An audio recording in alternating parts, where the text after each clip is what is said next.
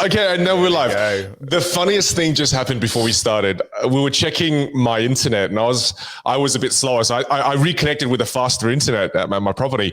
And I go, Ali, is this internet good now? And he's like, yeah, nah, it's good. I was like, what? Yeah, nah. Australians have this really bad habit where when people ask us a question, we go, yeah, nah.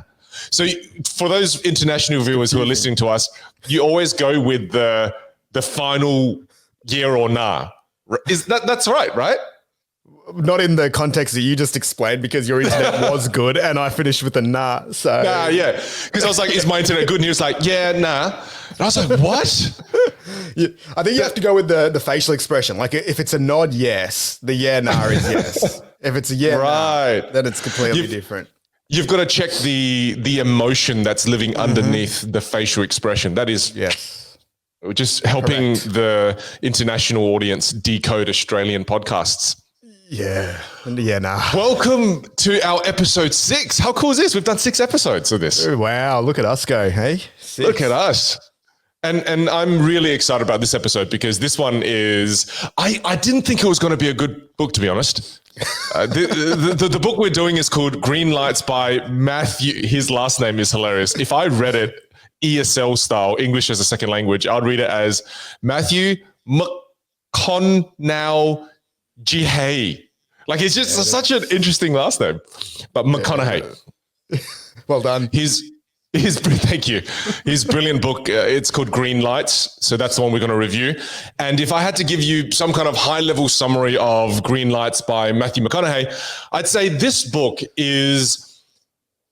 it's a memoir about his life. However, it's viewed through a very positive lens. In terms of the book, Green Lights refers to the traffic light, red, yellow, and green.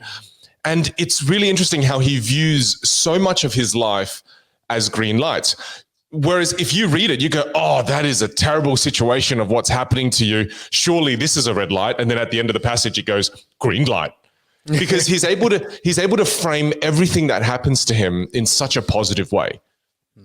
And I think that was one of the most refreshing things that I experienced through reading this book, is that no matter what happens to him, at the end of that chapter, sure enough, green light. And then he reframes it and he says it means this.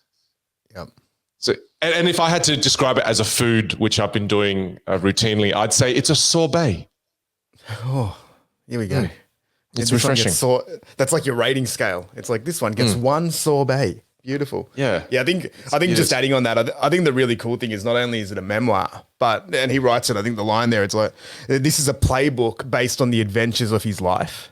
Whereas when I've read a lot of other biographies or memoirs, it's more just like, all right, here's the stories, here are the things that happened. Whereas I think he really tries to distill it into some type of wisdom and practical application as well, which I really, really liked. I thought in some parts he distilled it into a point of wisdom well, and then in some parts it was just a memoir.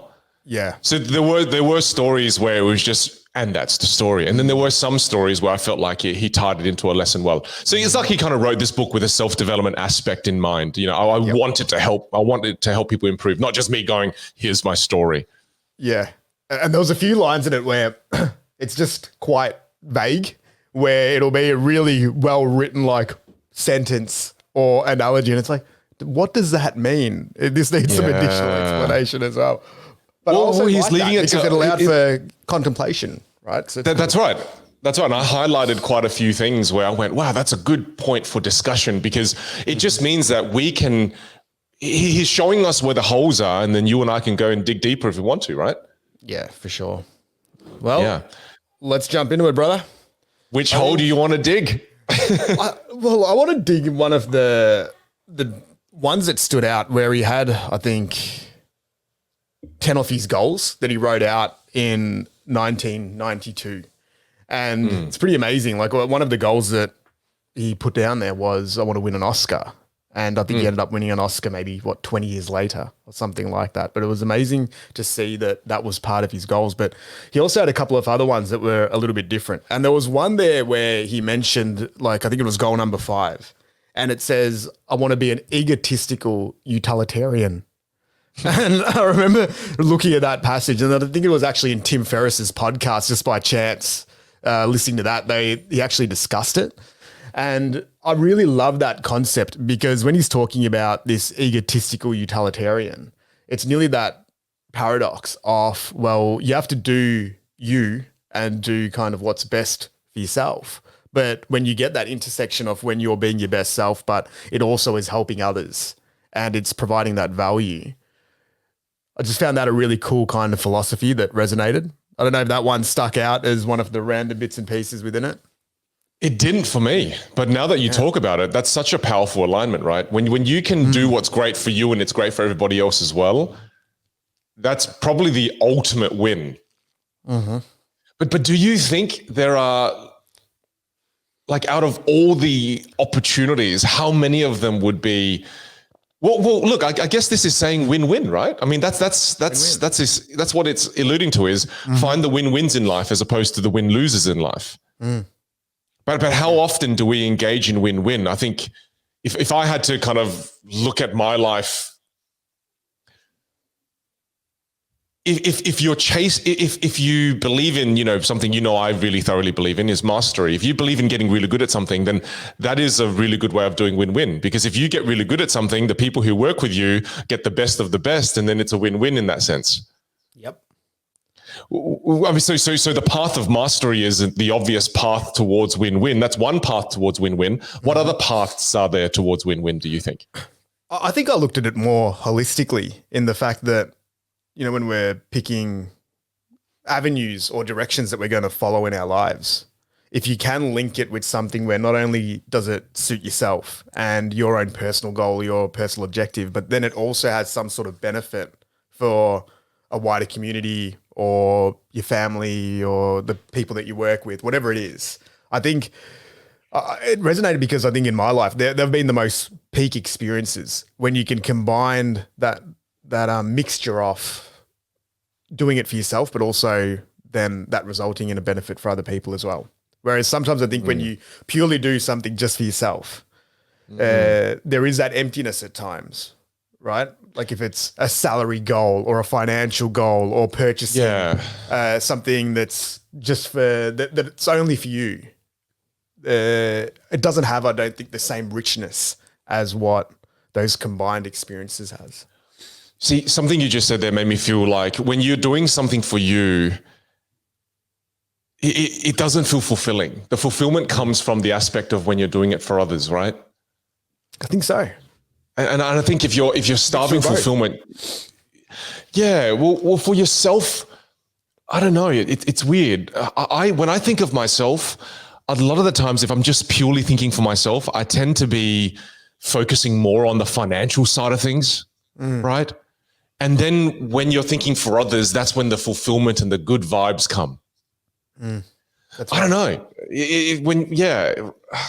Do you get that way when you think for yourself? I don't know. For me, when I think about myself, just me, it's more of that selfishness and the greed. Yeah. But then when you think for others, that's where the lovely feelings come along. Yeah, for sure. I feel a lot more disconnected. Like I think when you go too much into your own self, where it's very heavily skewed to being, call it a selfish benefit. I feel that there's a disconnection there. Like it becomes really cerebral rather than like, if you call it like, from the heart or from the gut. That's what I feel. So then I feel like a bit of a misalignment. And I think I get pretty sensitive to that nowadays, and then try to recorrect it. Whereas I think probably in my younger days, I could go deeply into the selfish part of whatever that action was really, really easily without noticing or being aware of anything else that was happening outside of it. Yeah. Whereas now I think, and it's probably just, from a combination of experiences where you do get to experience it with others or you feel connected to it on a couple of different levels. I also feel like you have to make the mistakes of being uber selfish and not doing things for other people before you build the sensitivity to, it's like you have to hurt before you know what it's like. Mm-hmm. You have to be so selfish and so terribly greedy at times to go, oh man, I shouldn't do that. You know, that's really the only way to build sensitivity to that. Unless you're born with that innate kind of, I'm here to help everybody, you know, and then I definitely wasn't born like that. I was born, that's why I often say, if I didn't have my parents, I would be, I think, a terrible person in this world. I think I started with the ingredients of just a monster. And then my parents helped me kind of, you know, turn those ingredients into more goodness. Yeah. Whereas I think originally, I don't know, I was out just for myself as a young, especially entrepreneurship. When I was young and an entrepreneur, the only thing I cared about was, how am I going to make money off you? Yeah. Yeah. And then when you do that, you go, oh, actually, this feels really bad. I feel terrible charging my friends double the price. You know, it initially felt great, but then afterwards, the more you do it, and then you want to charge them, oh, maybe I should charge them triple the price. Then you start to feel bad and you build that sensitivity, right? Yeah. It's that little feeling of uncomfort when you know, I think internally we all have the compass. It's like, oh, is this the right thing? Like, I know I could benefit from it, but is it the right thing? And we all have those moments. And I think, yeah, I was the same when I was younger. You'd do those little entrepreneurial ventures I think the best example is when you do little deals at school. Like, I remember playing marbles and you'd try to find the kid that you knew wasn't that good but had the most expensive marbles. You know that kid was me, right? You bastard. That kid was me. Yeah. I remember a kid in my school named Adam who he had this, and he was the best marble player ever. And he always picked on me, and he would always say, okay, for this, you know, like the blue steelers, I had some really good blue steel ones, which are amazing. And he goes, I'll play you for that, except you can try to win my grandpa or grandfather marble, which was the big marbles. Yeah. And like, you only have to hit me once and I'll have to hit you 3 times. And he'd get me every time, clean me out every time. That's hustled. Then you probably just stole his wallet at the end of it. So you probably ended up. So that was fun. No, dude, I was a big loser. So I couldn't do any of those things. But I just knew how to make money to come back with more blue steelers, right? But it's just unlimited supply. I just had a never-ending supply of it, but I just kept getting robbed. But to me, what I feel Matthew McConaughey was saying there is try to find those opportunities where it is a win-win. And there are those opportunities that exist where you can win, those people you serve, you know, your customer base or your family. There are so many win-wins in life. We should look for them. And the more of those we can do, the better we're going to feel. So it's just taking a moment in time to orientate ourselves to go, what are the win-wins in our lives? And let's chase those instead of the win-lose situations.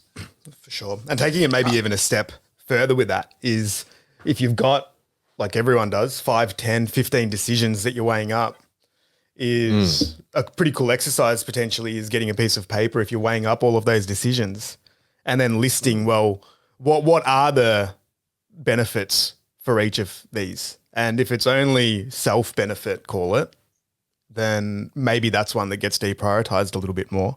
And then if there's additional benefits that sit outside of that, it might help with decision-making and choices. I also think there are times in your life where you have to be selfish.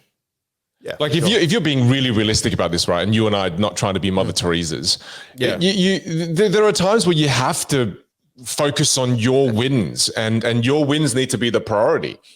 You know, and that's why I think evolution wise, if you think in our younger periods of life, we have to is a strong word, but we're naturally selfish and focus on win-lose situations because we're growing, right? It's like, you know, if you think about, you look at the animal kingdom, when you're young, you don't share your food, man. If I kill something, it's mine. It's not yours. Yeah. And I'll fight you to the death for it, right? So I think, again, just we're saying this, but I think keep in mind there are times when you purely need to think about yourself. There are times where you have to. Of course. And I think that's probably, the message there is 100% you have to go with yourself, because everything that we do has an element of selfishness to it. Even the things that are the most, call it, you know, charitable or whatever it is. Like, even if you're donating to charity, it's coming from yourself. You've picked that charity. It's some sort of gratification that you then get from supporting it. Or, you know, there's very few things especially from an action perspective, that isn't selfish in some shape or form. Even if it's a relationship with your children or your family, there's some exchange of value there in every interaction, every relationship that benefits the individual. So I think that's a good point. And what you're talking about here as well is it's such good self-awareness, right? And that's something I really sensed from Matthew McConaughey, is that this guy is a guy who has such epic self-awareness. And he always listened to that voice in his head. And one of the funniest things when I was reading through the book was how the core thing that was his compass that guided him through his entire life, I don't know if you know what I'm about to say, but it's his wet dreams. Yeah. Wasn't that hilarious how often his wet dreams came up? Well, when he had 3 big ones, right? Yeah, but he followed the wet dreams. They were to him an indicator of something is not right. You need to recalibrate. Yep. And I just thought, and for him, it was wet dreams. For some people, it's the bubbling of emotions of, I don't feel fulfillment from this job anymore. I don't really like this kind of work anymore. For some people, it's actually an external voice. It might be the voice of their partner or their children or, but for some people, it might be their intuition, right? But I thought that was really interesting that he was so sensitive to that. He was so sensitive to wet dreams. I thought that was hilarious. The first time he wrote about it, I was like, this is ridiculous. Yeah.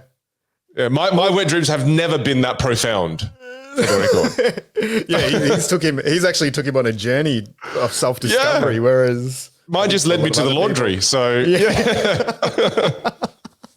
I think there is a deeper message in what you're saying, though, is I think he has a really good connection with his, call it like inner dialogue or he does. Subconscious, whatever that is, and maybe his whole story is one of that, where he's really just followed his intuition. He seems very much a feel type of player, but also like lots of journaling, lots of self-reflection. I love the bit where he goes on his walkabouts. Like, this is something that resonated a lot with me, was just, even after he had gotten his first couple of roles, everything's successful, killing it in his field. And then he would go away for a month, go off to Europe, go off to the Amazon, go off to Africa. But these trips but it wasn't just like a 1 week trip away. He would go away for extended periods of time, almost have no plan for what he's going to do, except the only plan he had was to, like one of his wet dreams was, I was swimming in the Amazon and he just goes, and then I'm just going to go to try and find that place where I was floating in the water. Yep. And it's a kind of travel that I've never done before. My travels would be, we're going to go do this. We'll go see that. We'll follow the exact TripAdvisor guide.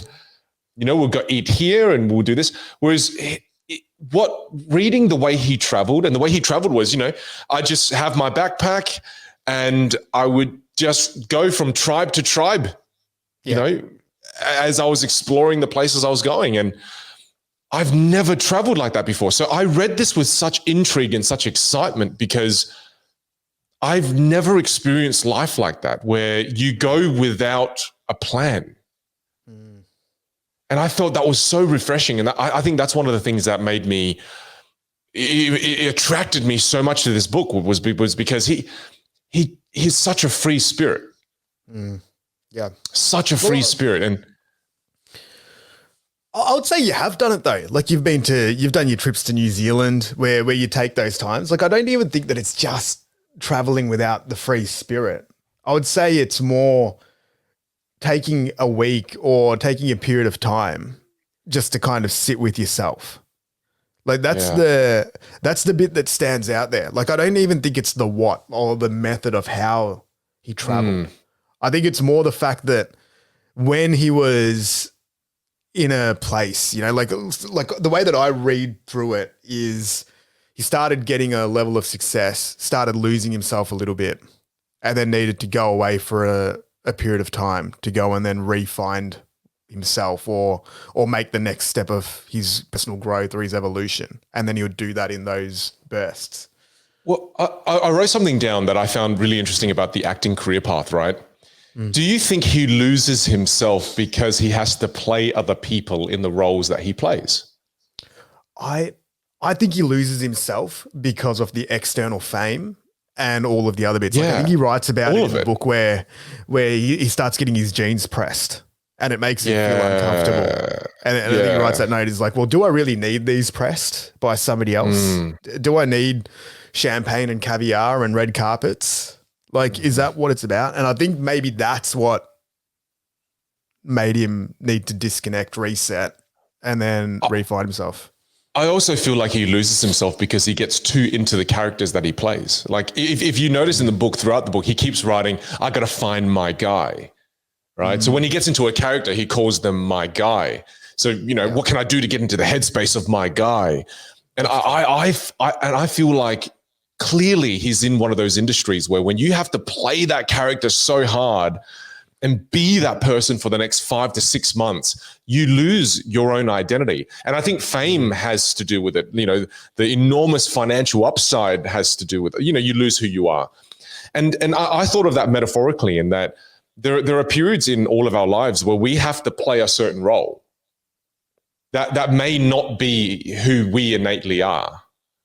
Right. And then the classic version of that is, and I've seen this happen to a lot of my students who when they come to my classes, they go, oh, Vin, I've been forced into this leadership role. I've been forced into this CEO role. That's actually not who I am.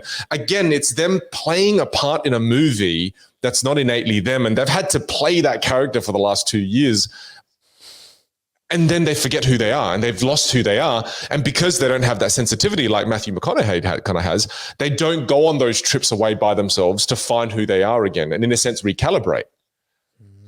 And I think that's such a dangerous thing. Imagine Matthew in this book, he didn't go away and do those multiple recalibration trips.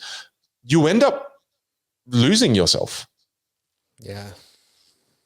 Yeah, I think that's super dangerous. I think we all have to try to remember, towards the end of the book, he writes that instead of playing all these different characters, I need to live my life and my character and who I am needs to be the most exciting version of all the things that I do. Yeah, that's a good point. Yeah. So I think that was a big thinking point for me in that what characters are you playing in your life that's not really who you are? Well, the thing that stood out there when you were talking about that is, like, what is the true character? Like if you look at it, and I remember this, especially when I was working more in the corporate world, I had to play a completely different character to who I was. Like who I was Monday to Friday was completely different to who I was Friday to Sunday. And then you'd go back and you'd turn it on and off. And then who you are as a husband, as a dad, as a friend. It's an interesting concept, isn't it? Like that concept of who is the real character, and then how do you then find it? This one's esoteric. Yeah, this is really esoteric. This is you would see it a lot. I'm guessing you would see it more than most because you would see people that are characters that want to then change characters as well. But then I am a character as well, right? It's like the keynote version of Vinh Giang. The one polished hour that you see of me on stage is a well-crafted and polished hour. Yeah. Like, that's not who I am. That's just me in that 1 hour. Or don't wreck the surprise. I thought you were winging it every single time. No, yes, spontaneous. No, but it's not, it's a planned and fully, like well manicured 1 hour. So the question then is there an ultimate you, or are you many different people? Are you many different characters? And I'm definitely thinking you are many different characters. For sure. Yeah, right. So you are many different characters to many different people. So then does that mean it's okay to be many different things to many different people? Should we be striving towards that one and whole individual? Or is it what is the meaning of life, Ali? What does this mean? These questions are above our pay grade, my friend. Yeah, I think it's above our pay grade. This is, I didn't even know where to take the conversation, but let's try. Like, we're falling off this bull, but let's try to get back on this bull, for goodness sake. I think definitely we are so many different characters. Like if you just go back to the concept of the ego or the self, like that is an external manifestation of our personality, of our values, of our beliefs, our experiences, our genetics, right? Like, so I think that you're right in saying that we are many different faces. And those faces and that changes as we evolve and go through different chapters. That's how I've always looked at it, because I think it's been it's for me. I find it too difficult to put myself or anyone else into a box, and that's what we're kind of designed and trained to do. Where we look at an individual, and that's where you start hearing those things. It's like, Vin will never do that, or Vin, you're always that guy that does that. Like I think that's the box that everyone kind of paints for that individual. But the reality is you will have 5, 10, 15 different characters inside, and you might want to play them all. I think out of anyone that I know, you've done it the best, where you shapeshift who you are probably more than most. Like I know we've had discussions, and I think I do it too, where we're probably very different to who we were 5 years ago, 10 years ago, 20 years ago. Whereas I think then there's others that maybe stay in a similar trend, but I think both are fine. Like some people just know who they are from day one. Others want to try a lot of different faces and hats on. So let's use this metaphor that wasn't even brought up in the book. I mean, actors get this wonderful opportunity to play and live different people. Right? I mean, isn't that cool that he gets to play a dragon slayer, and then later he gets to play an attorney, and then later he gets to play like a rom-com character? What that means is that actors get an opportunity to be different people within one lifetime. Whereas I think most people don't view it like that. Most people will think, oh, I'm Vinh Giang and I've got to be Vinh Giang my entire life, without realizing that you can be a completely different person if you wanted to. You don't have to wait until Hollywood knocks on your door and goes, hey, do you want to play the character of, Rambo? Like you can choose to be Rambo. You can choose to be Rocky Balboa, right? You can choose to be a dragon slayer in your life. It just means you have to, you have to give yourself the freedom to be able to change. Whereas I think often we get so stuck with the identity that people have for us. It's why in my course, you've done my workshop, I talk about the concept of breaking the mold. And like I told you this, right? My name's not Vin, right? I do. Don't tell me you don't know this. Of course I do. Yeah. No, I just for a second, I'm like, have I told Ali this? What? Of course. No, but like it's like when I was, for those of you who don't know, a lot of people don't know this, but when I was young, I changed my name. My name was Quang growing up, but I remember the first thing, my name Quang, Quang. People used to meet me and be like, oh, how do I say your name? Is it Quang? And I was like, oh man, the way you say that hurts my ears. And I didn't like who Quang had become. He was a big loser. No one liked him. He never got attention. And I actively wanted to change my name, in a way reinventing who I was. In another way, in alignment with this book, I wanted to play a different character, and I gave myself the opportunity to reinvent myself multiple times as I was moving through schools, because I moved through a bunch of schools. And to me, that was me being different characters, me being offered different movies in different parts. And I think a huge part of that comes through in this book. Wasn't actively mentioned, but it comes through in that every time he plays a character, I bet you there's an element of, because in this book, Ali, he says, I don't want to be the rom-com guy anymore. I'm sick of being the rom-com guy. What character are you sick of being? What character are you currently playing in your life? And you're like, I don't want to be this person anymore. And I can tell you, for an example, for me, I don't want to be the pudgy guy anymore. I'm kind of pudgy right now, Ali, and I don't like it. But you know what I mean? My friend. Yeah, but yeah, it's like, I think that's such a cool way to look at life, when you can say, Joe Rogan says this: see yourself as being the hero of your own movie. And this hero can change. And this hero may be at the worst point in their lives right now where this is the turning point. I just think that's a really exciting way to look at life. For sure. And I think the thing that stands out there is two things. One is maybe we as individuals, we don't spend enough time writing our own scripts. Like you talk about Matthew McConaughey or being an actor. He gets this opportunity where somebody goes out, they write a script for him, and he gets to go and immerse himself into this world that is completely outside of anything that he's probably experienced before. Whereas the reality is we could do that. Like tomorrow, we could say that from November 1st, I'm going to play this character. I'm going to rename myself. I'm going to dress differently. I'm going to speak with the Texas accent, whatever it is, and then go down this path. And you could write down your own script and go down it. But I think then the other bit that really stands out is when you made that decision, like say for somebody that's listening out there that does want to really transform who they are, how does one go about doing that? Like what's 3 to 4 things that they can do to reform their identity? I think the first thing is you have to take massive action. To me, the first thing I did was go and change my name. I mean, that's a pretty dramatic action, right? So I think sit down and think about some of the big actions you can take. For example, the story of, because right now I see myself as playing one of the rom-coms that I think it was, what's his name? Ryan Reynolds played. And I can't remember what the movie was called, but in the movie, he was really kind of fat early in the movie, and then he lost weight and became really, ripped afterwards. That's the part of the character I want to play right now. Whereas, sometimes, like I had a bath with my son the other night. We're just sitting in the bath and I was like, why does my body look like yours? No. And I'm sitting there. Yeah. And then I was telling my wife, and my wife just couldn't stop laughing. I was like, don't look at me. Don't look at me. Chantal was showing Marcel, my son, a photo the other day. She picked up the photo and Marcel was like, who's that woman? And it was me.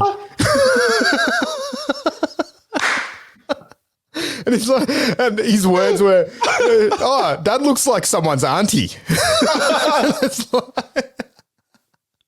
I love children. I love children. They're allowed to say things like that, and it's totally fine. Oh, who's that woman? Is that Dad's auntie? No, that's actually Dad's son. That's Dad. That's his dad. That's his dad. Oh, man. And it was fair enough. Like I looked at it and I'm like, yeah, he's right. Yeah, he's right. Look, yes.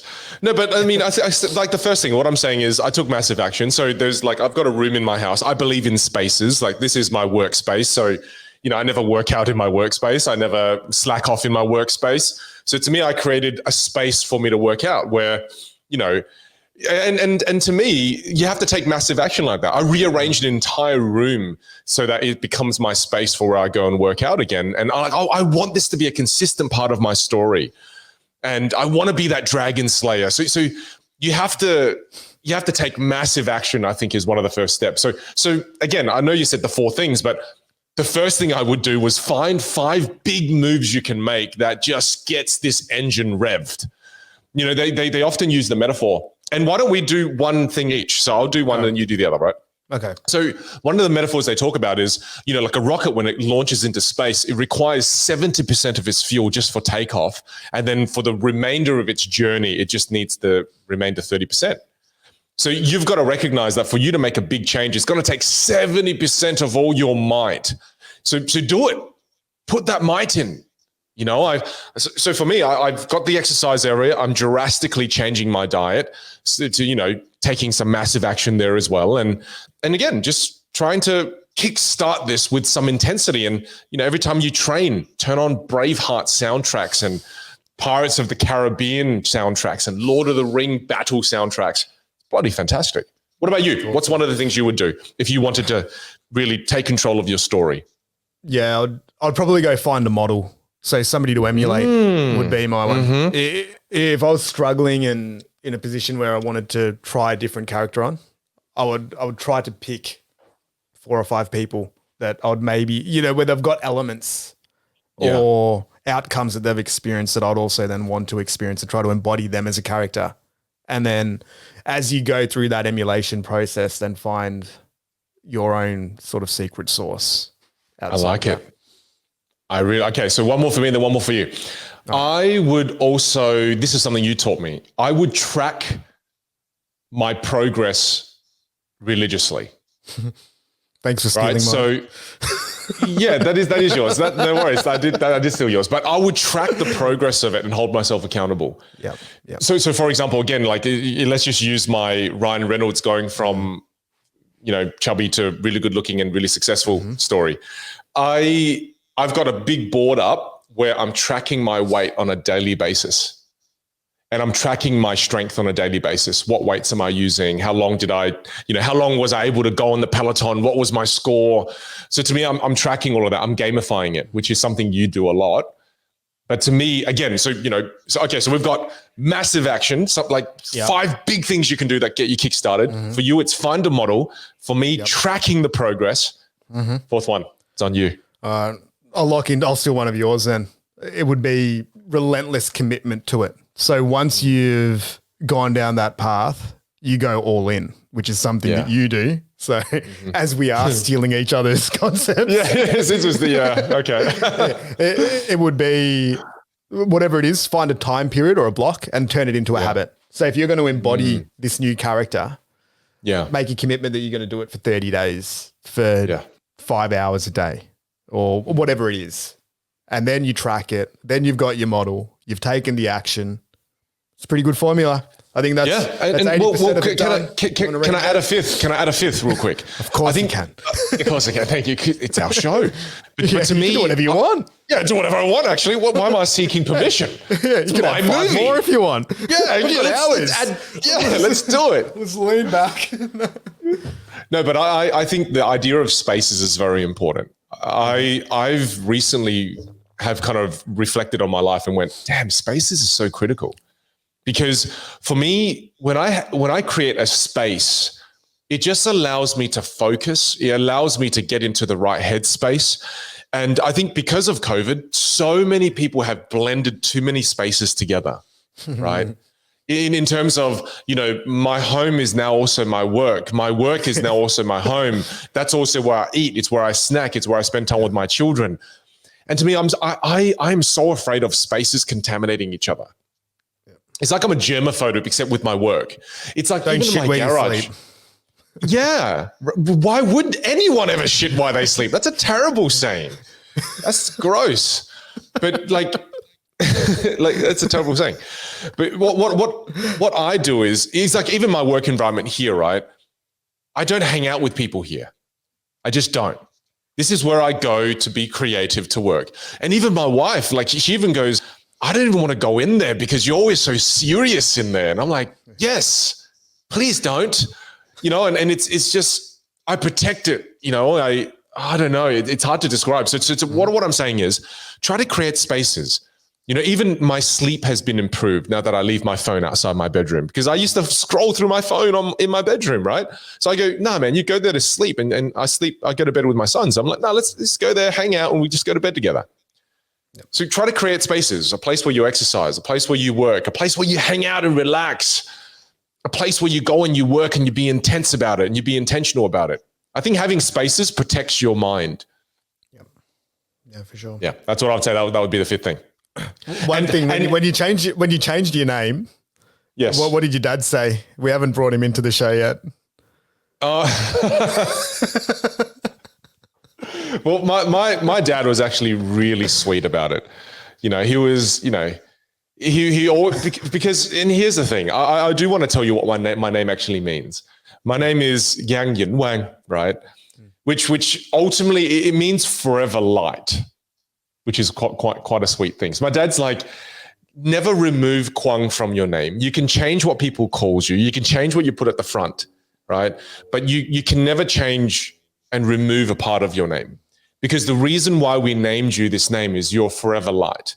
And the meaning behind it, son, is, there are so many candles in the world that have lost their light. We named you this because we want you to be an eternal source of light, so you can give other people flames, That's cool. Beautiful. You can be the forever light. You know, and I think it was such a beautiful read. I'm like, wow, I'll forever keep that, but I want to change. Yeah, I want it to be Vinh instead of Quang. I wanted to reinvent myself. Yeah, that's awesome. Yeah, I think there's something really powerful in what you did there that not many people do. Like the name is because it's your brand, right? Yeah. Like that's what you did. You rebranded yourself.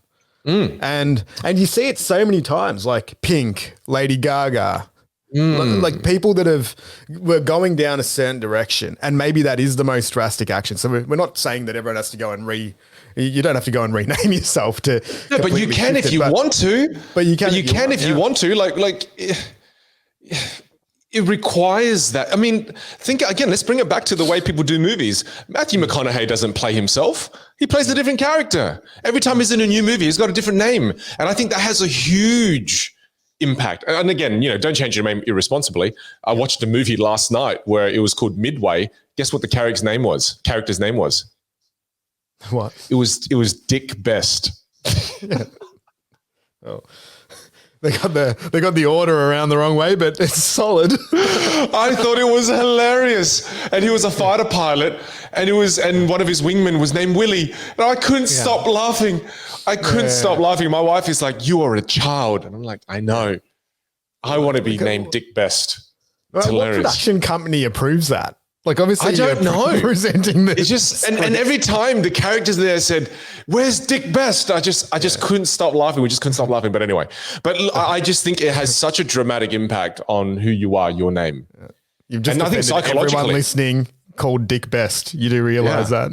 And he was the main character, and he was crushing it. He was crushing it through life. So, and then when you decided to change your name, was there certain things or behaviors that Vinh just wouldn't do? Yes. That Quang did, as you would say. It hurts my ears, and I've got you in my bloody earphones, mate. Yeah. I walked different. I spoke different. Like I was speaking in a different way. I spoke louder. It was weird. It's like acting, right? I acted as somebody else, and I no longer wanted to be Quang. I just remember being so tired of that. I was no longer shy talking to girls. I was like, "Stop it. I'm just going to go and talk to girls." And it was great, man. It allowed me to reinvent myself. And I think there's a lot of people out there starving for reinvention. And again, let's tie it back to this book, right? I think so many people want to play a different character. So many people want to just play a different movie, for goodness sake. I'm sad of playing this victim character, this victim story of where I get stepped on and all these horrible things keep happening to me. My friends, turn the tide. A production company is knocking on your door saying, "Hey, do you want to play a Viking instead?" Where you just, you play a Viking and you're the hero, and you're in training phase now. You're getting stronger. And I just think, okay, story. In the book, Matthew McConaughey, on one of his big adventures, he goes from tribe to tribe in some unknown lands. I can't remember where it was. Yeah. But he was walking 15 miles between tribes, and he was going between tribe to tribe to tribe. And this was right after he played the big Dragon Slayer character, so who's fairly buff. So then the tribe's starting to hear about strong white man walks from tribe to tribe. And then he walks into this one tribe where some of these village warriors wanted to fight him. And then two village warriors come up and try to fight him. And he's like, "Oh, crap. I think I'm going to have to fight them." And then all of a sudden he sees these two village warriors going, "Oh, my God." And then they run away. And he's like, "What the hell? Why are these warriors running away?" And then he looks, and there's this huge guy, the ultimate village warrior going, and he pointed to him in the chest and goes, Like they couldn't speak the same language, but the body language was saying, "We fight," right? And he remembers his dad, because his dad was the kind of character where, his brother had to fight his dad almost to the death. His brother had to knock his dad out for his dad to accept his brother as his son. And Matthew McConaughey, when he was younger, didn't accept that fight. He pissed his pants. And his dad almost went, "You're not my son. This is BS." So to become his dad's son, you had to fight the dad and knock him out almost. So to him, he viewed this as, this is my second chance of my rite of passage. So he took the fight. He agreed to the fight. They both fought each other. They threw each other to the ground. The other guy didn't bleed. Matthew McConaughey had blood all over him. They body slammed each other. He thought his WWF experience was going to come in. None of it came in. And at the end of this fight, the big warrior from that tribe almost says to him that, or the wisdom from that story was, it doesn't matter who wins or loses. It's that when called upon, you agreed, like you what was the word? He took the call. He took the call, stand up to the challenge. He took the call. Yeah. He stood up to the challenge. And it wasn't about winning or losing. It was about standing up to the challenge and accepting the challenge. Mm-hmm. Yeah. I thought that was so profound. And it's not about winning or losing. It's about being in the fight, going, you know what? Let's go. And I think sometimes I almost was reading that and I went, man, this year has thrown me so many right hooks and jabs and uppercuts and punches directly in the Adam's apple. I've had a really rough year, man. And it's just, family-wise, business-wise, it's been such a rough year. So to me, when I was reading that, I went, wow, it's not even about winning or losing this year. It was that I went, you know what? Bring it. Stood up to the fight. Yeah. And I think there are times when life is going to come at you and it's going to be that big, burly, crazy tribesman that wants to fight. And you just got to go down swinging, brother. I think you hit that on the head so well, that if you look at 2020, the big silver lining when we look back on this year for everyone is, there's going to be very few people they'll be like, 2020 was the best. Like I didn't have to deal with any adversity, didn't have to use any of my inner resilience. Whereas I think that's the big learning lesson. Like the silver lining in 2020 is I think every single individual would have learned something pretty profound about themselves in terms of how they deal with challenges, isolation, maybe whatever it is, changes in work, life, like this is a year of change, right? And it is.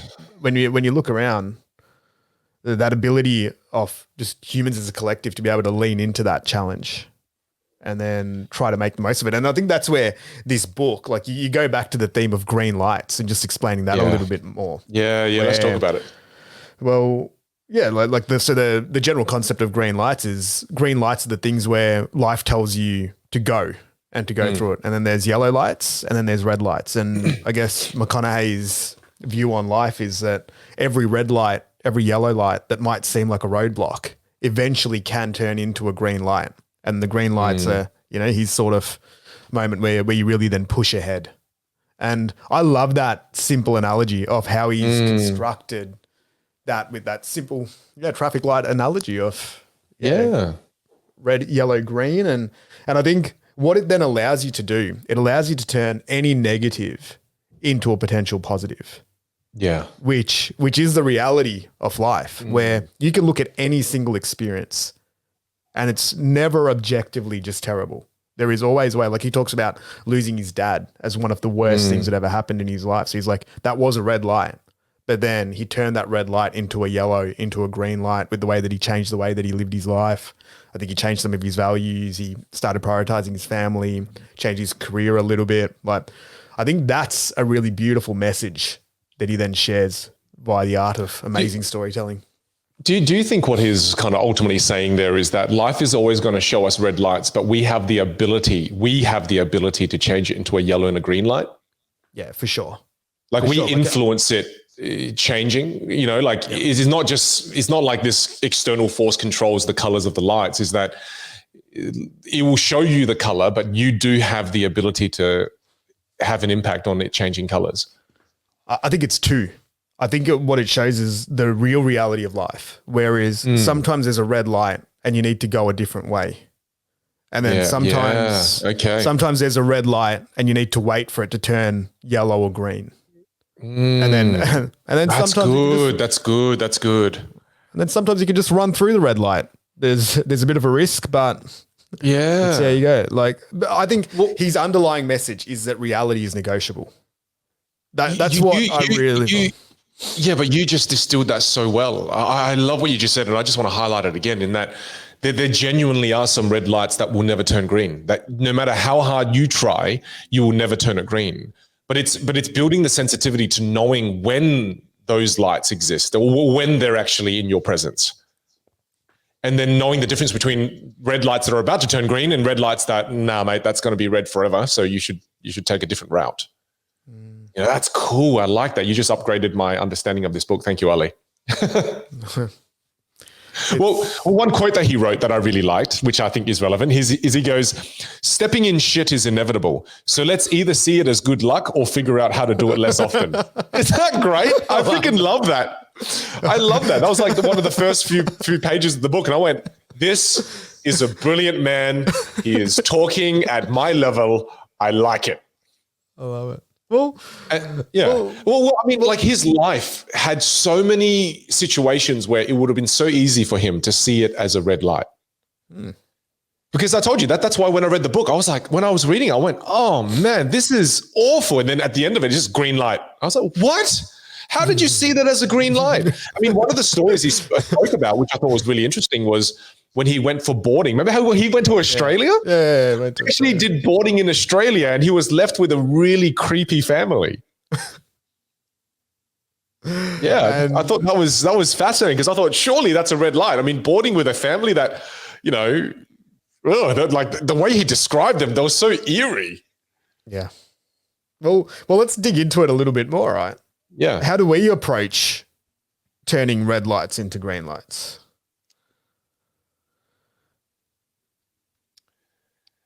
I mean, let's talk about the red light that we all share, right? The red light we all share is the bloody pandemic, the COVID. I mean, that was a pretty red light. That was a big red light to my speaking career. Like traveling around and speaking, that was like that was a red light and a half. Yeah, live audiences, travel. Yeah, live audiences, live workshops, events. All of that just immediately gone. But you know what's funny is that, yeah, sure, that was a red light, but it was a green light on family. It was a green light on internal reflection.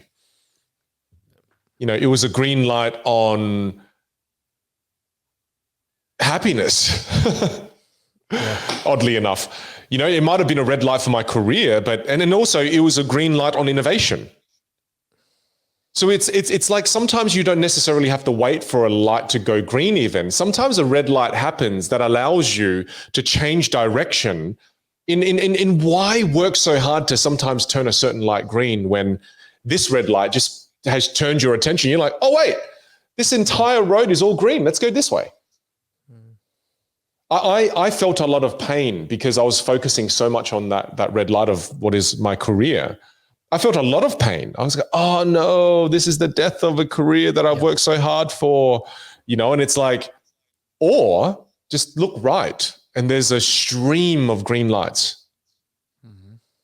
Yeah, I like that. So it's almost a metaphor of as well, what are you paying attention? Are you just paying attention to the red lights and forgetting that just to your right are a bunch of green lights?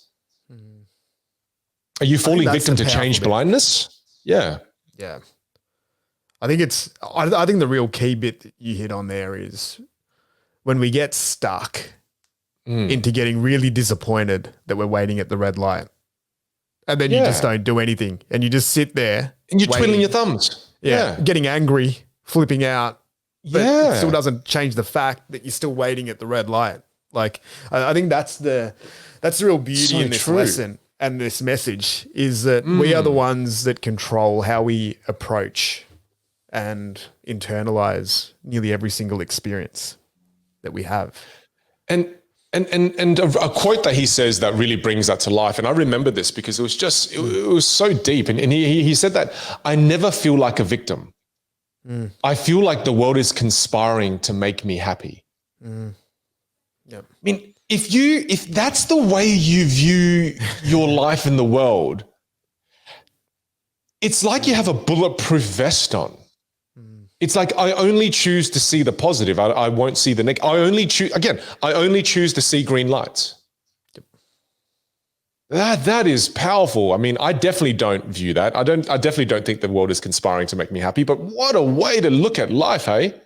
What a way to look at life, man. That is unbelievable. So let's go back to your point, right? How have we navigated it? I think the way I've navigated it is I saw the red, I stopped focusing on the red, and I looked for the green. What about you? Did you wait for any red lights to turn green, or how did you do it?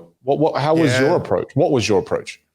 Yeah, pretty similar. Like, I think it's this type of mentality just really resonates. And I think it resonates with probably both of us, even with the way that we were brought up in our upbringing, where we could have both looked at our lives up until this point with the lens of red lights happening at a lot of different periods during that journey. Whereas I would say that looking for green lights and turning reds and yellows is just very much internal into the way that I approach life anyway.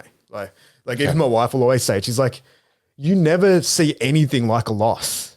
Like it doesn't matter what it is. Everyone says the same thing. Everyone says the same thing. Like she's like, it's ridiculous. She's like, you'll get punched in the face and be like, oh, that was a really good punch. Next time maybe I'll dodge it. Whatever it is. You go, that punch has now given me a double eyelid. And That's it also has helped fix a tooth that was out of place. Well, I remember when Marcel, our youngest, was like 2 years old.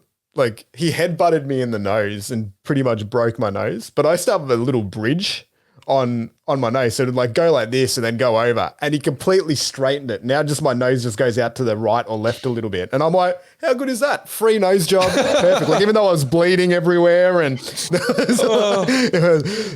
but I think that's the thing that even when you look at the pandemic, I think it's more like it nearly becomes a skill set that we don't practice enough. Where anything that shit happens, how do you then practice putting a positive spin on it? Well, I have to bring in a line that I conveniently have on my page. Well, I thought it was almost serendipitous, right? Matthew McConaughey says, catching green lights is about skill, intent, context, consideration, endurance, anticipation, resilience, speed, and discipline. So he almost outlines in that one sentence that how to do it. Like it's about skill. So again, skill is in, you have to have an ability, right? You can't just, I think your ability links to your ability to be able to turn the light green. Because if you're skillful at something, you can change the fate of your life by being skillful. Then he talks about intent, context, consideration, endurance. We could break it down, right? Yeah, for sure. In resilience, speed, and discipline. I think discipline is a big one. The only way I was able to not focus on the red and look at the green was, dude, I came out into my garage, which was my office, every single day at 5 a.m. I had the discipline to go in there and look at the road ahead and going, where are the green lights in my industry right now? I've been showing the red lights. I get it. There's no more events for the rest of 2020, maybe even the rest of 2021. Cool. Okay. Accepted. Move on. Where are the green lights? So it's like I was sitting there looking at the map going, where are the green lights? Where can I go? The discipline to not just focus on the negative, but focus on the positive and the green lights. That's a huge part of it. For sure. And I think this is where it's hilarious how we both read things differently, right? Like you looked at those things, which was more about the process and looking at discipline, like going more down that route. The one that stood out for me, and I can't remember the exact quote, but he says, all you need is one in a row. You need one in a row. And that line just really stood out that, there's probably a couple of different ways to do it. You can do it that way where you just go all in, do those 7, 8 different things. Or you just get momentum by looking for just one simple thing, one powerful thing, one impactful move. And then following that, then going again, one in a row. Like to me, that one's powerful, especially for people that are maybe lacking momentum. Or they've had a few, call it losses or challenges in a row. Like I think that mindset of, all right, well, today I just need one thing, one win to move it forward. There's power in that. I also read it as there's a huge degree of luck involved in life as well. I mean, when I was reading his story, one thing that really stood out, Ali, was that he obviously is someone who was very talented at acting. He had an innate gift where he was almost in the right place at the right time. Then all of a sudden got offered a position, did it extremely well, and everything kind of soared. And then what was interesting was then when he went to go to acting school, it actually made him worse off. Yeah. But that to me was just an example of someone who truly has a gift. Yeah. And then it made me think, does everyone have a gift? I don't think everyone has a gift that is innately like what he had for acting. Well, this was interesting. I'm so stoked that you brought up this point because this is where you and me, we have differences. I think where I know you truly believe in the process. You know, if you do this, if you enact a habit, if you go all in on something, mastery, and you complete it all the way, you will get the outcome. Whereas I really resonated with his point where he tried to formalize his process by going down the lessons path, but then lost the ability, whatever that intangible that he had was, then got removed because he was trying to do it someone else's way. And he was trying to essentially build his technical skills rather than going with his natural ability. And I find that saving with things like golf, for example, golf's a sport where you need to know the technique, you need to know the fundamentals, you need to know how to swing the club. But there are times where you go and get lessons or you practice too much, where you actually start playing worse. But you also then need to go down that path to improve your understanding of the game. And I think he speaks about that. He's like, I think he uses some type of example where he says that, look, I went down the acting classes path, but I wasn't getting any roles. I wasn't doing that. But he still would have learnt a lot while he was getting the acting classes. But then he reset his mindset, went away, came back, took away maybe the mental pressure of having to act in a certain way or a certain style, and then combined it with his own special sauce, call it. But it's a really interesting component around skill development and performance, I think. Well, you know, a very similar thing happened in my career path as well. My early mentors didn't allow me to do Toastmasters. I've never done Toastmasters, right? And I was going to, but I remember one of my mentors saying very early on, when you see a Toastmasters speaker, you can tell it's a Toastmasters speaker. And I'm not talking down on the organization. If you think it helps you, go for it, do it. It's just in my particular circumstance, my mentor banned me from doing it. He goes, don't do it, because you'll lose the essence of Vinh Giang. Yeah.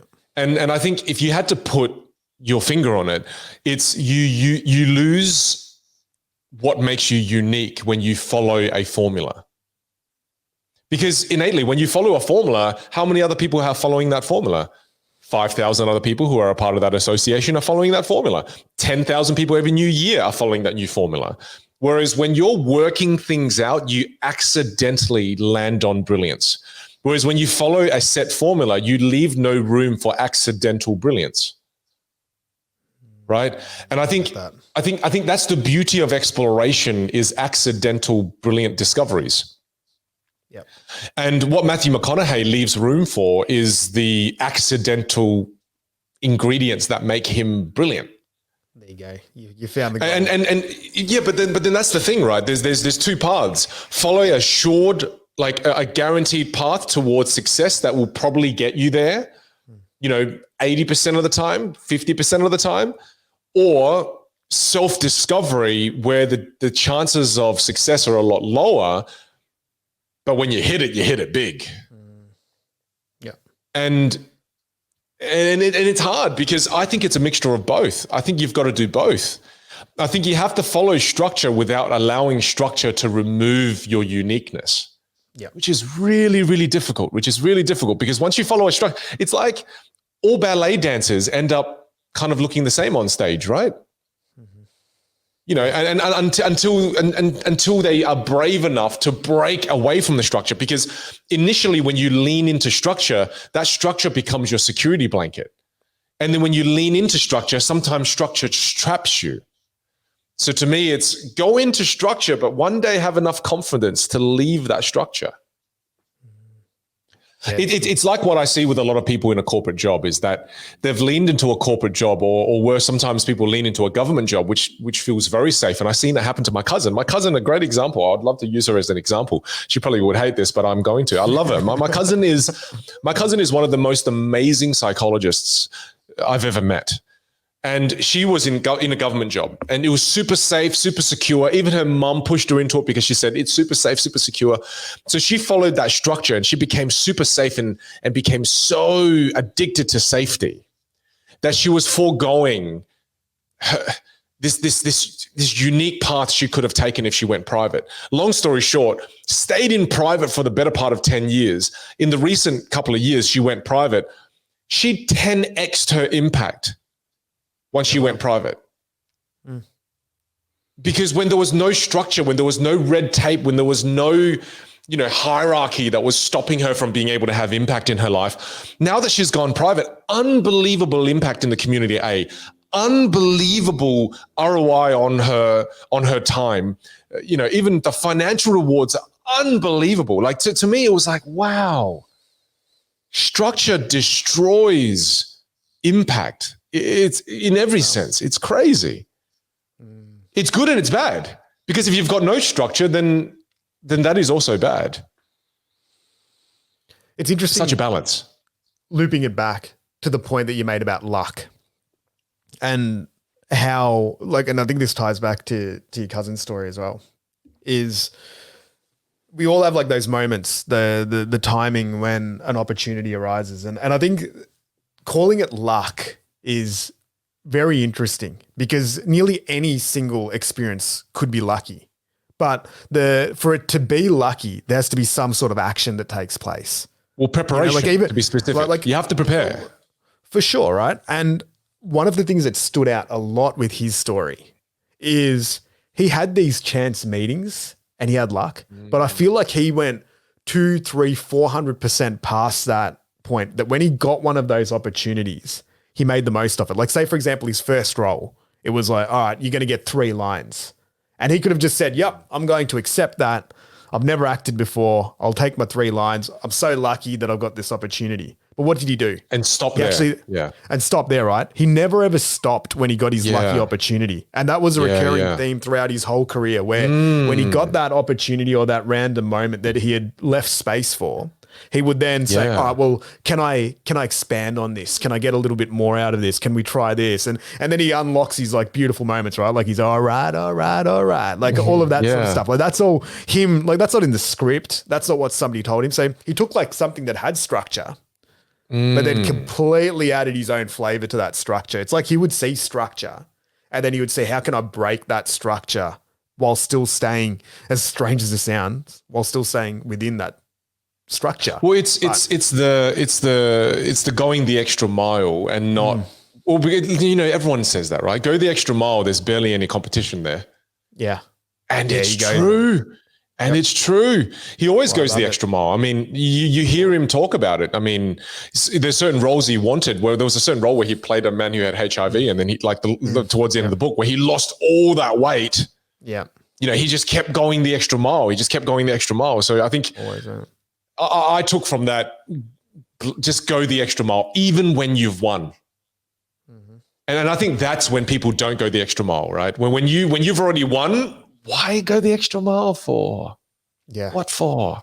And I think that was really inspiring. Well, people are scared of losing it, right? Because it's like nearly the message nearly there is if you have a lucky moment, just don't stop at that lucky moment. Keep pushing. Because those opportunities only come around every so often. So how do you capitalize on it completely? And I think the beautiful thing that he has is he doesn't have that high a fear of loss by the looks of it or the sounds of it. Even when he has those moments where he's turning down massive roles because he wants to go down a different career path and do different movies and roles that better align with him. It seems like, and it really comes across just in his personality, his demeanor, where just that very relaxed, I care, but I don't really care. I'm laconic. And that's what I think allows him to then go and capitalize on those opportunities to another level.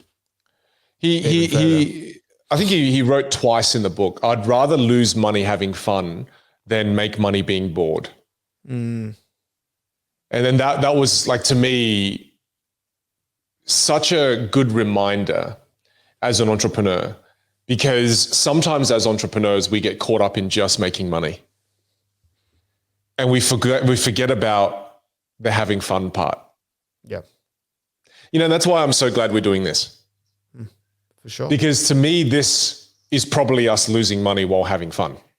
Right? But it's great because I love it. I really enjoy it. And I think that's something that Matthew McConaughey does really well, is that once he gets bored, he moves on. Yeah. And I remember what the one story he said is that, you know, at one period in his acting career, he became the rom-com guy. And he's just, you know, they kept getting rom-com deals left, right, and center. And he's actually really good at the rom-com roles. I enjoyed the rom-coms he was in. Yeah. And then I remember one time he said, you know, for 8 weeks work, they offered me $5 million. And I said, no. And then they offered me $8 million. And I said, no, I don't like the script. It's boring. And then they offered him 12 million, 15 million, 20 million, 25 million. And then when they offered him 25 million, he's like, actually, this script is getting a little bit interesting now. That's actually, I can see beyond the words now, you know? Yeah. And then he caught himself out again, back to great self-awareness. Because I can tell you now, if you offered me $25 million for 8 weeks of work, I don't care how boring that script is. I probably would do it. Right? But he had that much self-control and self-awareness to go, no, if I keep playing these roles, these are not roles I want to play. Again, I think being metaphorical in life, what roles in life do you no longer want to play? And you have to be brave enough and courageous enough to say no to all of the bribes that come your way in life. Yeah. Because life will always bribe you.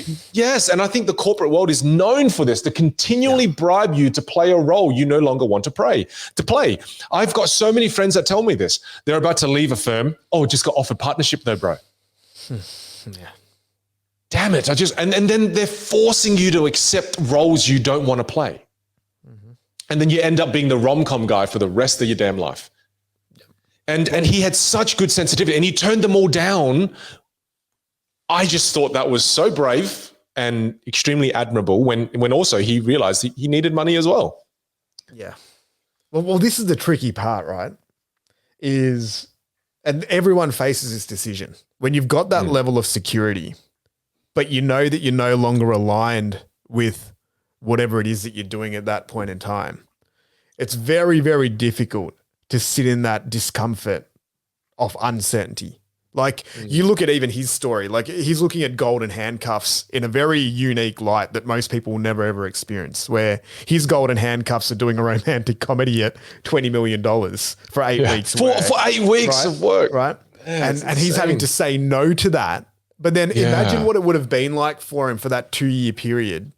Yeah. Where, and I think there was maybe 16 months or something where he didn't get off. 20 months. It was 20 months where he got nothing. 20 months where you're getting nothing. So then you've taken this creative decision to say that I'm not going to do anything until I do this. And he sat in that for so long. Like, I can't imagine what his doubt would have been hearing his family telling him, like, what, man? You just said no.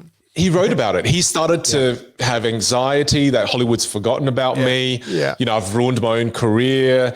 It's all gone. Like, he paid a hefty, but then to feel all of that and keep going with it. And obviously, by the way we're talking about it, there was light at the end of the tunnel, as we all know his career, right? In a way. Yeah.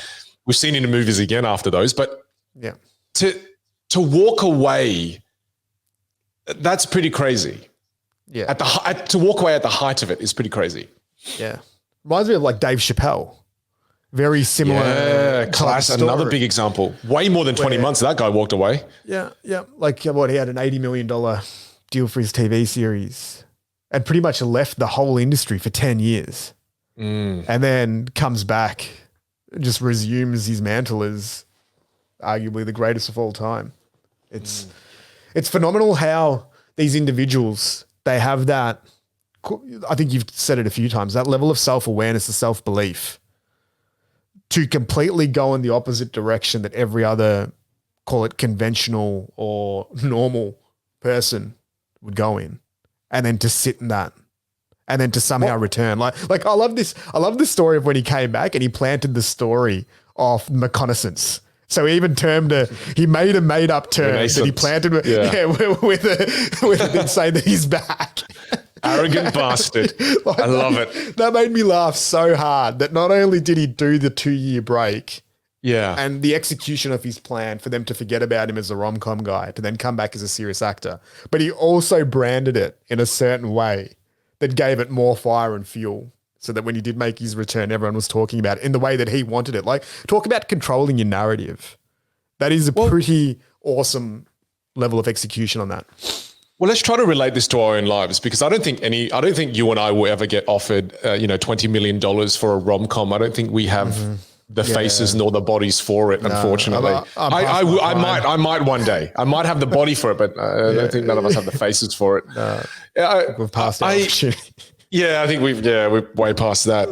I'm glad. Yeah. Anyway, but I'm trying to think back into my life where there are examples of this happening, and I can think of one that's quite clear. So for me, I was the magician. Okay, so for a huge part of my life, I was a magician. And, I remember even in university, I remember a group of my friends, they literally called me the trick monkey. Right. So like every time I'd walk past the university, I'd be like, oh, the trick monkey's here. And I was like, I like the magic, but no, I don't want to be called trick monkey. No. That's like the worst nickname for something positive that I've ever heard in my entire life. but again, it wasn't that bad. I mean, I was like, oh, it's kind of cool. I get to do magic. It was an excuse for me to always perform magic, right? But there was a negative kind of spin to it. But then talking about this from a career point of view, the market, the corporate world viewed me as a magician, and I wanted to make a transition from magician to become a speaker, right? To become a thought leader, someone who spoke on things and was more profound than rather just being entertainment, that he was going to provide education as well. But the corporate market viewed me as a magician. And for too long, I had the branding of a magician. And I remember I had to go online and delete things about me that were magician related. I had to clean up my blueprint online as a magician, where you could no longer book me as a magician. I also had to turn down magic gigs, whereas I remember working so hard with my magic gigs where I was starting to get paid $1,500 for an hour of close-up magic. I started at like $150. But I 10x'd my fee as a close-up roving magician. And it was so painful turning away these gigs. I started giving them away to the students that I was mentoring. And I sat there going, I'm getting no speaking gigs and I'm giving away work because I don't want this marketplace to view me as a magician anymore. So, and I went through a similar thing in that there was a period of time that had to lapse where the death of Vinh as a magician had to go through its paces before the reinvention of Vinh was going to happen. And I think there is a seed of wisdom there for everyone, not just actors and magicians, but when you want to be someone else, when you want to change and be someone else, it takes time for the old you to die. It doesn't just, I'm dead. No, they die long and dramatic deaths. And it's like that. Yeah, it's how in movie scenes, the dying scene. Oh, I'm dead. No, this is Deadpool dying, right? When Deadpool dies, he takes forever to die. It's the best way to die. Yeah. It's the best way to die. But I think when in a way, not being so dramatic, but when we're killing off a certain part of ourselves going, I don't want to be that person anymore. I don't want to play that character anymore.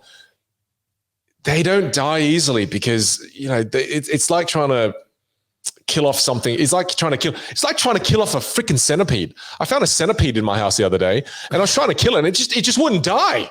I kept spraying it I was like, this thing is unbelievable. You're like, there's my magician career right there. This centipede. Yeah. I think digging into that a little bit deeper is, what made you commit to killing off the career as a magician and then going down the other path?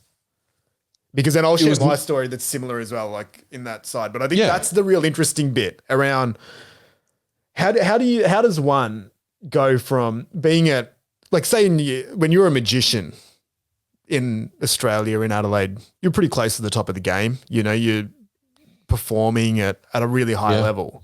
Yeah. Like, how does one walk away from something like that and then sit in that discomfort of losing, call it, that sense of identity that's related to that level of success that you would have invested a lot of time, effort, money, capital into developing that skill, to go down a complete other path where you've got 0 runs on the board, but then having that foresight and that belief, because I think that's the real important bit here. Like, it's easy to read these stories and to listen to these stories like McConaughey's, where, you can kind of have a laugh from afar saying, oh yeah, wow, good on him for being able to completely leave all that work on the table.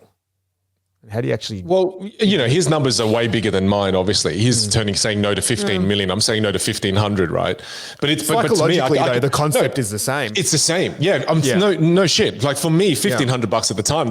Dude, that's insane. That's insane. Yeah. I can make an hour in what people make in a week. This is insane. So to me, you know, coming from Salisbury North, it was is equivalent. 1,500 for me was 15 million. Yeah. Mm-hmm. But you asked the question, right?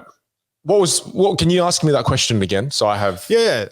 So when you're making that change and you're saying no to that career path and you're going down a completely new one, like, what was it that was driving you and made you make that move and sit in it without reverting back? I'm really eager to hear yours too. Yeah. Yeah. I would say for me, I've always had a strong compass for fulfillment and fun and fantasy. I want this life, and this is just me speaking my mind here, so excuse the esoterical nature of it, but I want life to be fun, filled with fulfillment, and almost is like a fantasy. I love the idea of that. I want to be able to live a really exciting life. One that, and Matthew McConaughey touched on it, I thought, wow, this is what I've always loved doing. But I love talking about the recent past. And the part, I love looking back because I've learned to be sensitive to, you've got to live an exciting life. I love living in a way that I can just talk about it. You know, I love that, dude. I really do. So to me, when I no longer had fun being a magician, when it was no longer fulfilling and when it no longer fit the fantasy of a story that I wanted to write, it was easy for me to change paths. Because when it doesn't fulfill those 3 things, it's just like, do I really want to do it anymore? So that was the compass. You know, it's like I've got that internal compass where when something stops being really fun, I can't. It's why I've never really had a job. It's because I can't do it. Yeah.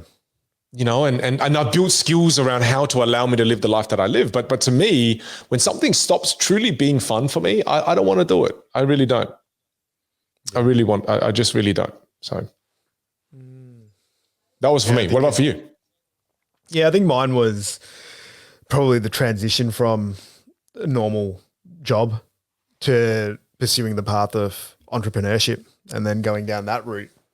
And I think that's one that's probably pretty common nowadays, where you see people leaving the traditional 9 to 5 and then going down the other path. And I think that there was a couple of real big things there where I think I would have dedicated about 10, 12 years in my career up until that point. I think I was very close to mastering it.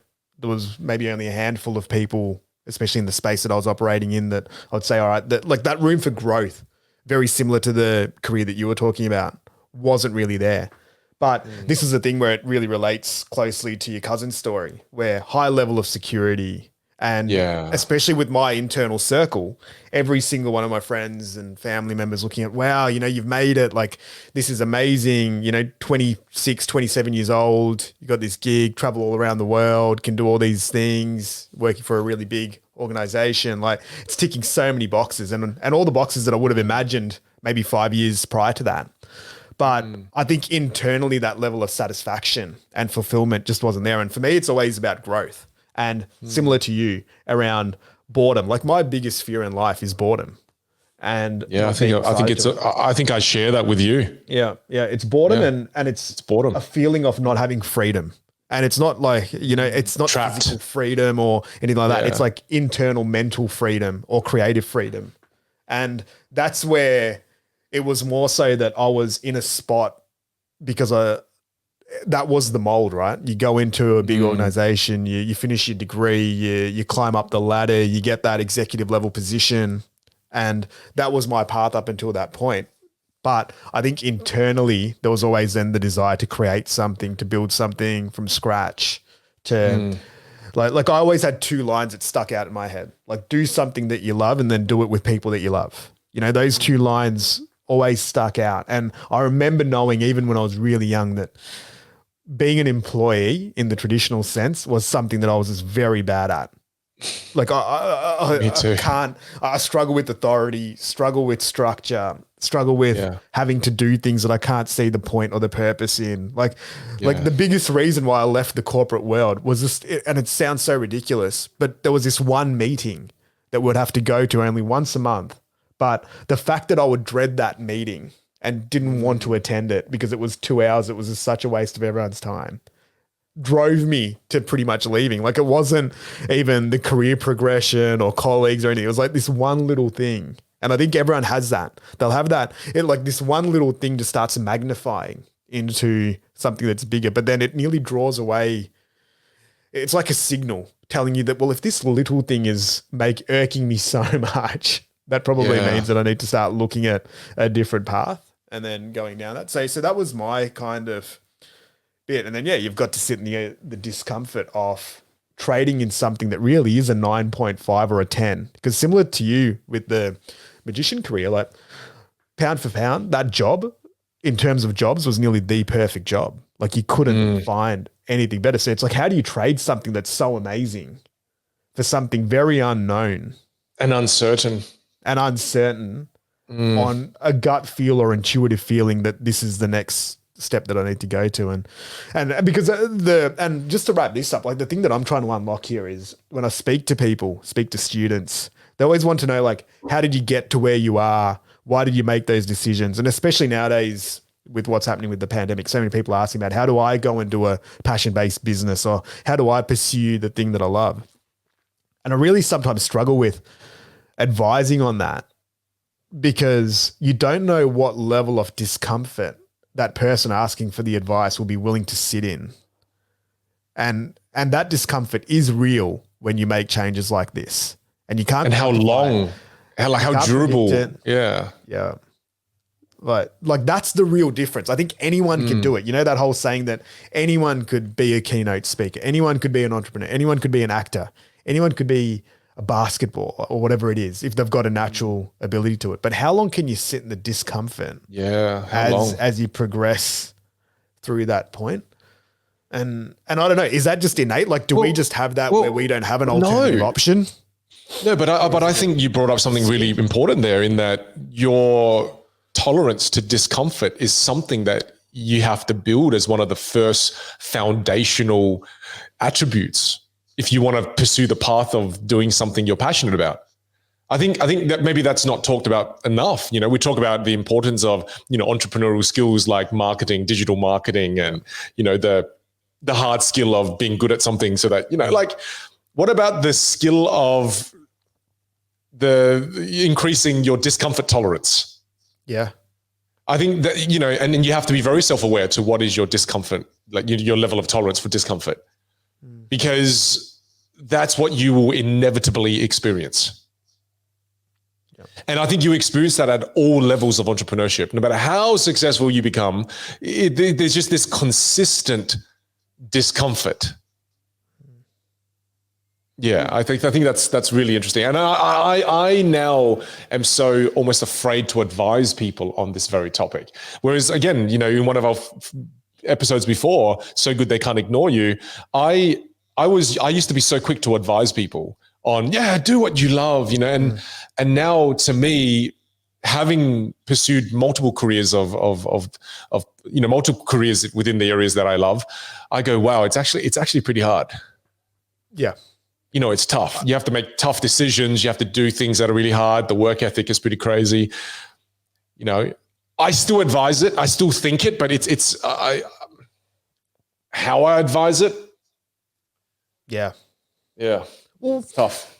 There's something that I've been thinking about a lot lately, and we always talk about it. It's the word entrepreneur and entrepreneurial thinking.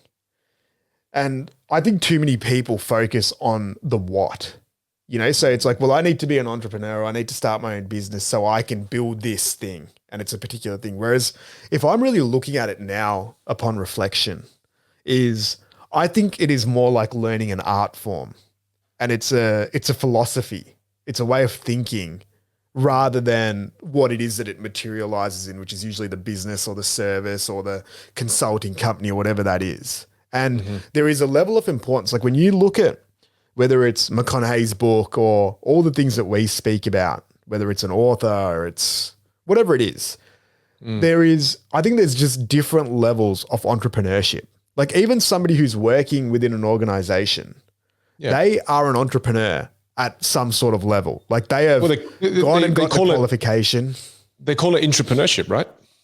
And it's not even that level, right? Because entrepreneurship's more about looking at how do you innovate within an organization. I'm even talking at the base level of each individual being an entrepreneur of their own life, where they will, like, say, for example, if you're working in a job, right? There is a series of actions that you took that were creative, that were outside the norm, and decisions that you made that led you to that point. There was some sort of strategy. Like if you're progressing through a workplace or through uni or through school, you are entrepreneurifying, if that's a word, that experience. And the level of success will just depend on how you approach it, right? But the core concepts are really similar. It's have a strategy, have a goal, think about what actions you need, what resources do you need, you know, weighing up opportunity cost, trying things, testing ideas, reiterating it, and then just sort of going through that cycle of improvement, essentially, right?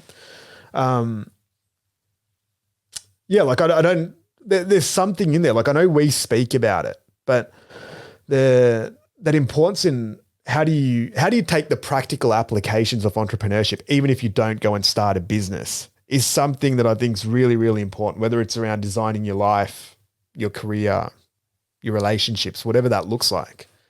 It's almost like what you're saying is the entrepreneurship. It's a life game where no matter what path you're walking, you need to learn the rules to this game and the components of this game and learn how to play it.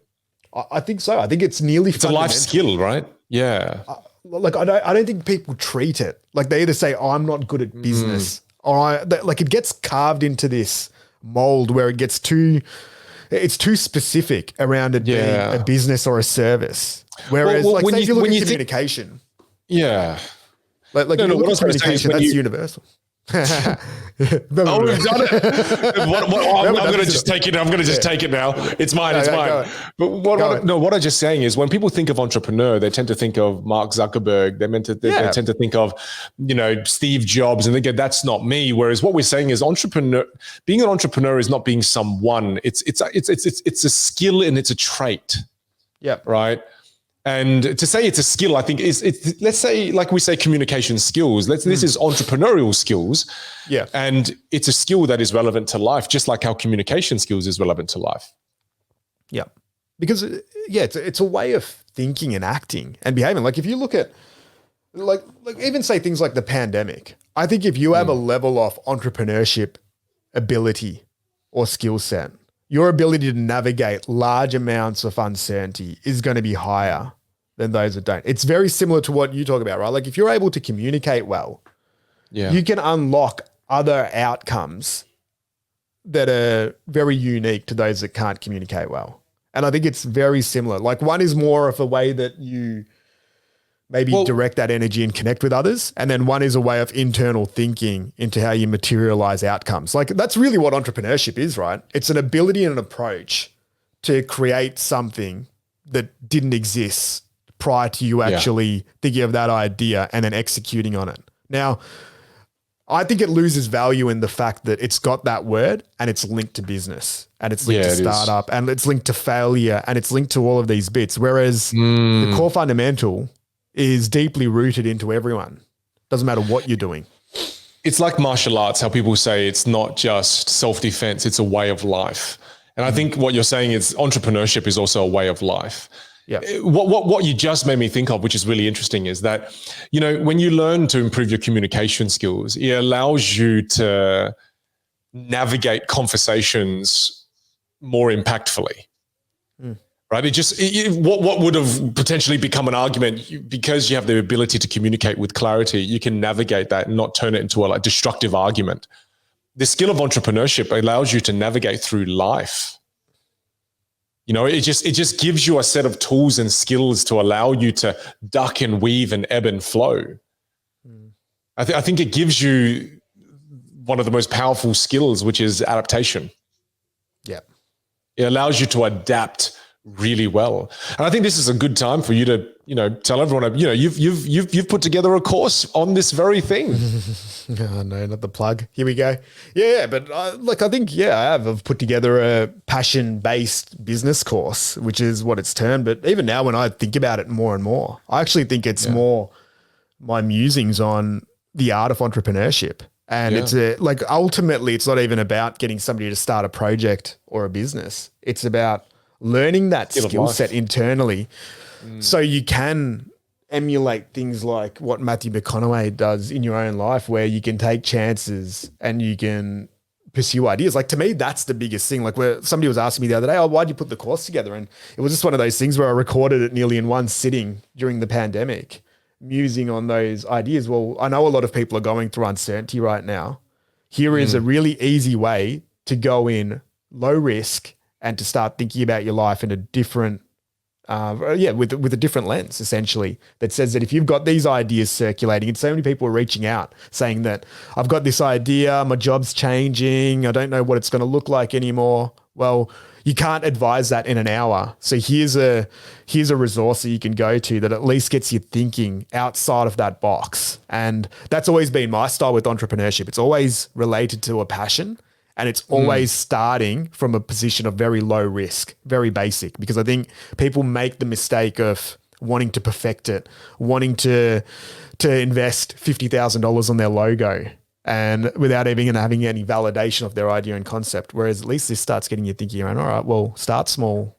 Does it stick? How do I improve it? And you can use that methodology in every aspect of life, because it's more I guess, a toolkit to allow you to navigate change and to, fulfill maybe your dreams and some of the other bits. When I think of entrepreneurship and what it did for me, I think of it as in before entrepreneurship, before I learned this skill and like you started playing this game, I felt like I was a passenger in a car, and this car called life could take me wherever it wanted to, and I had no control. And I felt like control-less. But as I learned the skill of entrepreneurship, all of a sudden a steering wheel appeared in front of me. And I went, wait, what? I can control this vehicle? What the hell? Yep. And I go, I'm going to turn it left. Oh, damn, shouldn't have turned it left. Just kind of destroyed the rearview mirror or destroyed the side mirror. But then as I learned more about, when I learned more about entrepreneurship, then the brake pedal appeared, the accelerator appeared, the indicator appeared, the rearview mirror appeared. And I went, wow, this is so cool. As I'm learning more about entrepreneurship, I am more in control of my life. And then, like to what you said, not only personally but professionally. And as I learned about this entrepreneurship game with you, Ali, as we learned to play this game together as well, we've been friends for the better part of the last 5-6 years, and as we've deepened our friendship, we played more of this game together. And as we played more of this game together, we've learned how to control this vehicle more and more and more. And we can finesse, we can drive through tight alleyways now. We've got the finesse of this. And I think it's such a critical skill for people to learn. So, if you're listening to this, I encourage you, jump on Ali's course, check it out. It's a great way to go, oh, there's the steering wheel. Oh, that's how I turn left. Oh, that's cool. This is how I step on the accelerator. This is how I put on the brakes. And like I say, communication is a life skill. I love that you're putting the angle that entrepreneur is also a skill. So it's like communication skill. This is entrepreneurial skill. It's like if you're an avatar in a game, you need to put some effort into building that strength, which is called entrepreneurship. Yeah, I think that's been one of the real beautiful things about our sort of friendship as well over the years is where we do that combination of, call it strategy and thinking and problem solving and decision making. And then you've always, taught me about how do you then communicate that and deliver that message, because there's two sides. Like if you look at what I'm talking about, it's very internally driven, in terms of how do you turn your ideas, and it's very much linked to like self-awareness, internal growth. Whereas I think what you then help everyone do is you then allow them to express it in a way so that others can connect with it. And it's that yin and yang, yeah. You need both of them to do it. And I think that's where we've really benefited from the way that we break down problem situations. Like we counsel each other on these things, because it colors in the picture a lot more. Yeah. No. Back to the book. Yeah, back to the book. Wow, where was that? we digress. Well, I mean, I think it's a really important point. So I'm glad we brought it up. One part of the book that I read that I felt I would love to dig a little bit deeper with you, and this probably is the last thing we're going to dig on for this podcast, but he says, the arrow doesn't seek the target. The target seeks the arrow. We must be aware of what we attract in life, because it is no accident or coincidence. The spider waits in its web for its dinner to come. Yes, we must chase what we want, seek it out, cast our lines into the water, but sometimes we don't need to make things happen. Our souls are infinitely magnetic. And that is in saying who we are attracts the things that comes into our lives. So of course we've got to spend a part of our lives chasing things, but we also got to spend a part of our lives becoming who we want to be.